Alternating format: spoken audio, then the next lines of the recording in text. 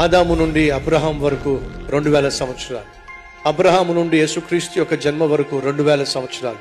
యేసుక్రీస్తు యొక్క జన్మ నుంచి నేటి వరకు 2000 సంవత్సరాలు. మొత్తం కలిపి 2 + 2 మొత్తం ఏనండి 6000 సంవత్సరాలు. బైబిల్ సెలవిస్తుంది, పేతురు రాసిన పత్రిక 3వ అధ్యాయము 8వ వచనంలో ఏముంది? దేవుని దృష్టిలో ఒక దినము 1000 సంవత్సరాలు. ఈ 6000 సంవత్సరాలు ఈజ్ ఈక్వల్ టు దేవునికి దృష్టిలో ఎన్ని దినాలు చెప్పండి?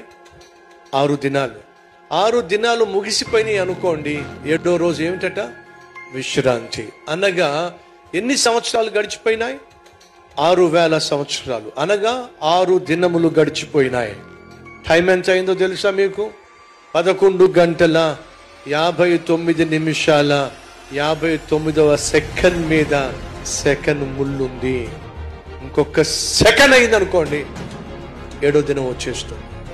సహోదరులు సహోదరులు, చివరి గడియలో మనం ఉన్నాం. చివరి నిమిషంలో మనం ఉన్నాం. చివరి సెకండ్లో మనం ఉన్నాం. ఏ క్షణమైనా యేసుక్రీస్తు వచ్చేస్తాడు. కాబట్టి మనం సిద్ధంగా ఉండాలి.